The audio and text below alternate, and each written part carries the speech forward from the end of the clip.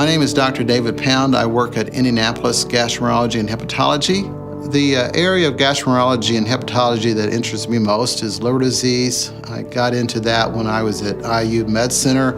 I helped start the liver transplant program there back in the 80s, and so I have stayed with that. It's kind of the area of GI that I like the most is liver disease or hepatology. So I try to focus on each person for who they are and what their problem is and individualize it. But there have been a lot of successes over the years. People who have been very sick have had good outcomes, particularly with liver transplant, just to see such a transformation from people who some literally have been at death's doorstep, and then it's just amazing to see how well they can do and the life they can have. So that's been great.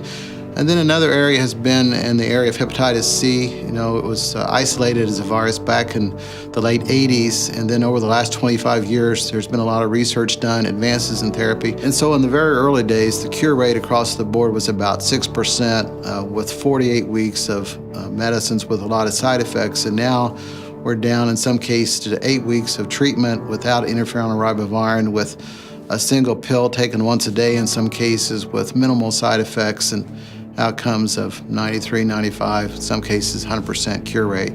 So that is just remarkable. Some of the patients have been through about every transition and advancement of therapy. So we've got some patients who over the last 25 years have been treated multiple times with every advancement in treatment who haven't cleared, and now they're finally being cured. So that's just really exciting for them. So another interest I have is medical missions, and so been doing that for a number of years, leading a team down to Haiti, doing mostly medical work, but we also do some home building and various other things. But this was my 25th year to be able to do that. If you can imagine walking 6 or 10 miles to see your physician, waiting all day on a wooden bench, not being able to eat, and then finally seeing your doctor and limited testing and then limited medication.